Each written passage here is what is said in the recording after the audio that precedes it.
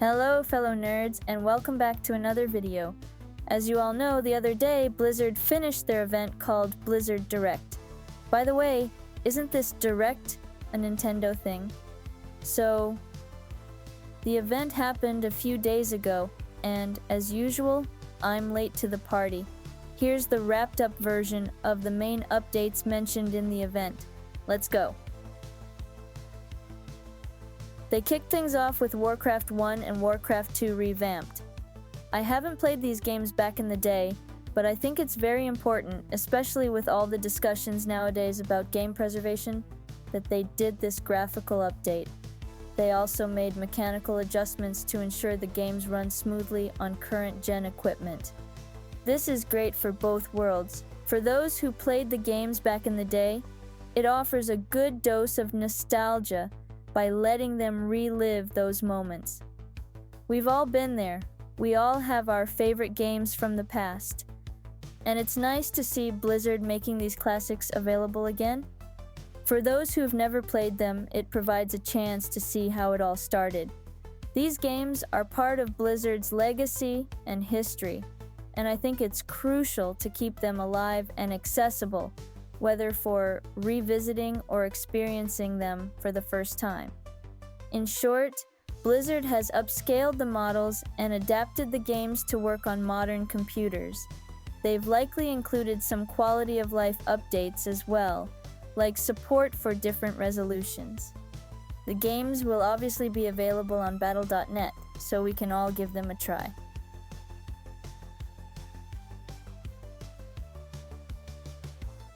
Warcraft 3 Reforged. Yeah, they are doing another update on the Warcraft 3 Reforged. In fact, it is not exactly just an update, but also a fix of sorts anyway. They call it version 2.0, and basically, it's kind of a step back. But a good one in a sense. Bear with me on this one. What Blizzard did is that they listened to the very intense complaints that have come from the fans. Since the release of this game, people were very vocal about how much they disliked the graphics, how some features were missing, and all that drama that we all know about. If you don't know, I don't want to get into all that drama, but it's fair to say Warcraft 3 Reforged had a very shaky reception. It is good to see that they listened to the complaints and they finally decided to do something about it. Apparently, Blizzard had outsourced the team who worked on the graphics of Reforged some time ago, and the result was something that wasn't very in line with the Blizzard art style, so people complained about it a lot. From a gameplay perspective, the models were a bit intrusive, and it made it hard to see what was going on the screen when there were many models in action at the same time. So basically what they're doing now is that they're implementing a bunch of settings in which you can toggle individually if you want the terrain to be the modern one, if you want to have the classic look, or if you want to have an upscaled version of that terrain. Not only that, but you can toggle this individually for models, and I believe that other things in the game as well. So to summarize it, it's basically a middle ground with additional settings. You can choose between the classic upscaled look or the new look, or toggle and tweak individually as you prefer, giving the game more player agency. As I said, it is a good thing. It's an improvement in recognition that something needed to be fixed. It is not a new product, it is not new content, but hey, at least they're trying to do better, and that's always a plus. Hearthstone. Yep. Yeah, Hearthstone is getting some love as well. I have very fond memories of it because it was the game that drew me into the trading card games, even though it's a virtual game. I got hooked. I even tried Magic the Gathering at some point. I really liked my time in the tavern. I played many hours on that game, and especially because it is set in the Warcraft universe, so it was easier for me to get immersed in it. I wasn't any good in the game, but I had fun, and every other expansion I go back to it to try it for a few games. Because of Hearthstone, I started liking trading card games, and I even started making my own tabletop card game, which I haven't finished, and I probably never will, because I'm too lazy. But I digress. Back to Hearthstone. They announced a StarCraft mini set, and they are also promising this is going to be the more in-depth they have ever gone in a universe within the Hearthstone game. They are also updating the arenas, and during the StarCraft update, you can play as Terran, Zerg, and Protoss.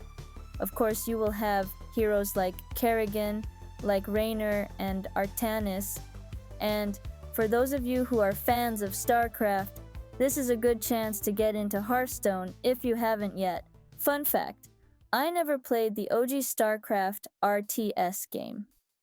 It wasn't from my time, and everything I know about the StarCraft universe I learned from Heroes of the Storm. So, in short, I highly recommend Hearthstone. It's a fun game. It has been going steady for 10 years now, and for those of you who have never tried it, give it a shot. You will probably enjoy it.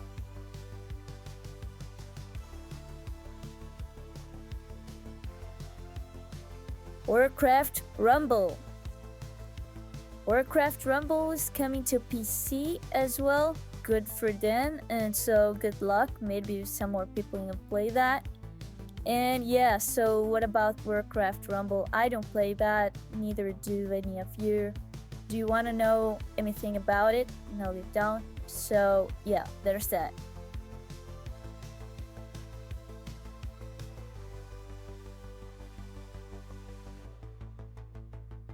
Alright, so for Season of Discovery, there's a few new things to talk about.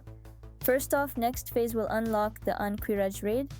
They promise new mechanics, new rewards, and difficulty changes. Also, the endgame content will give us not only Naxxaramas, but also new instance content featuring the Scarlet Crusade and adventures in Deadwind Pass, which I can only guess will be 2 new raids or dungeons. Me, personally, I loved Season of Discovery. So far, I have liked the direction Blizzard have been taking with the game. Many people would argue they have been playing safe with it and that they'd like to see more changes, but let's face it, as Blizz themselves say, it is a testing grounds for something else. We can only speculate that it'd be Classic Plus. If the Classic Plus thing will ever become a reality, who knows? Alrighty then, Cataclysm Classic is going into its last phase. It's the Hour of Twilight patch and the Dragon Soul raid, just as it was back then, so it's going to be now.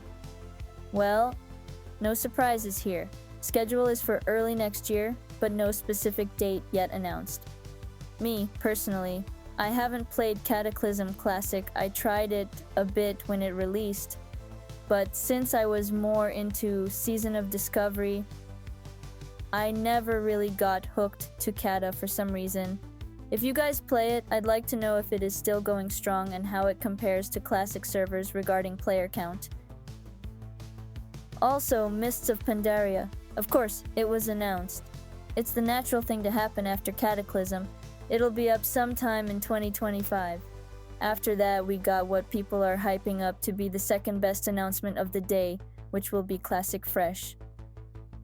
Yeah, they're calling it Classic Fresh. Basically, these are new, fresh servers for WoW Classic where everyone will start from scratch. I heard people who play EverQuest saying this is a common thing in EverQuest. They call it progression servers. This is good for people like me who missed the re-release of the game back in 2019 and can try to experience the start of a new Classic server again. So, fresh servers means all new characters, new auction houses without those insanely inflated prices. People can't transfer into the server also. No character boosts as well. They mentioned there'll be few servers, I'm guessing something about 4 or 5, and there'll be PvP servers, PvE, and hardcore servers. The Molten Core raid will only unlock a few weeks after the launch, which is right around the corner by the way, November 21st, roughly a week after the release of this video. Some quality of life changes are also said to be implemented, like Chrono Boon Displacer, and an improved honor ranking. Also, these servers will naturally progress into Burning Crusade Classic. So, are we living on a loop of parallel universes right now? How many times can they re-release the same game?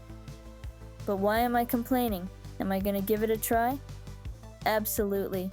I can't wait to make my 27th Undead Warlock. In the future of WoW Retail, we have the update that'll go live next month. December 2024, that is. The Siren Isles are already available on the public test realm and will be coming soon to the live retail servers. In this next update, they're announcing some epilogue quest lines for Dalaran and the Kirin Tor. I wonder if they'll bring Khadgar back, since we didn't actually see him die. But that's just wishful thinking on my part.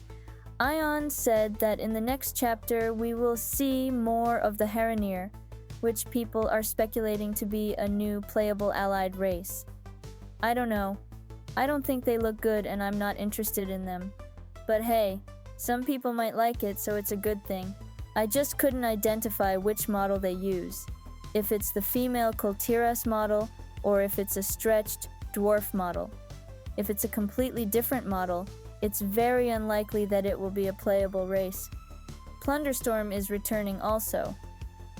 That's cool. It was something innovative, and some people seem to have a lot of fun with it. Also, it's coming with a plunder store. It's just not clear if it's a real cash shop or a place where you buy items in-game to give you an extra edge in the round.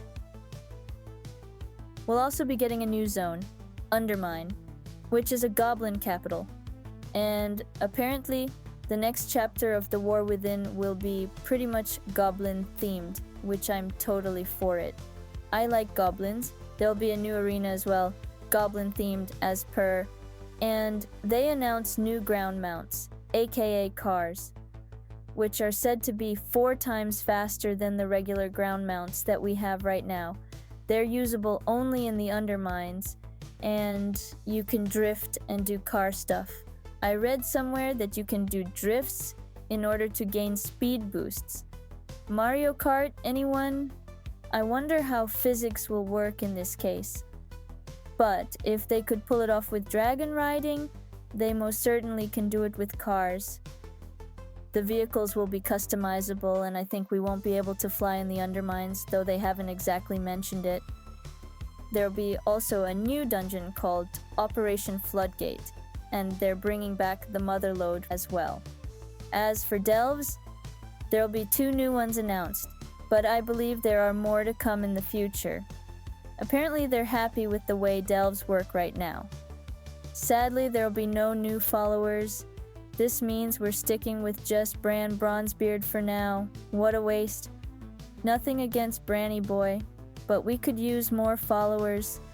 As far as raids go, we'll get a new 8-boss raid called the Liberation of Undermine, with Gallywix as the boss. Overall, Retail WoW looks like it's going to be packed with content over the next few months. There's a lot happening, and the future seems incredibly promising. If there's one thing Retail WoW players can't complain about, it's a content drought. Blizzard has been delivering a constant stream of things to do, keeping the game fresh and engaging. And if you're a fan of goblins and their lore, it's like Christmas has come early for you. Personally, I'm pretty excited and can't wait to dive into the new content.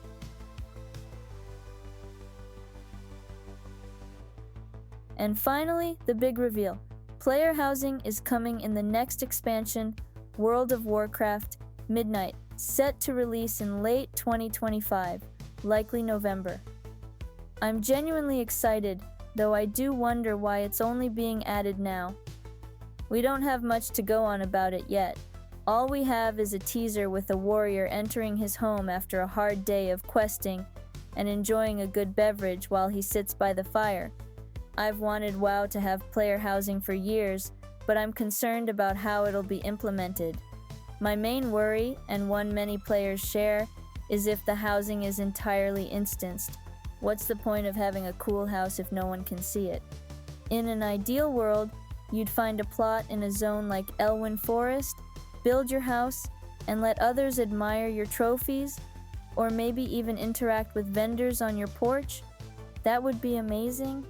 But realistically, WoW's existing zones don't have enough free space for everyone. Even if a new expansion introduces a dedicated zone for housing, it could become chaotic and overcrowded. Every inch of land would quickly be claimed. I'm eager to see how Blizzard tackles these challenges, but for now, I'm cautiously optimistic. I'll make a whole video just talking about my thoughts and speculations about player housing soon, so I'll save my wishful thinking for later. Overall, I think it was a pretty average event, cool announcements and all, but except for the new stuff in WoW retail, everything was pretty predictable. Not that I'm complaining about it, those are more than welcome updates, but still, nothing we hadn't seen coming. Thank you very much if you watched this until the end. If you liked it, don't forget to like the video, and please, if you want, you can subscribe to my channel. That's really helpful for me. Take care, guys, and see you on the next one. Bye.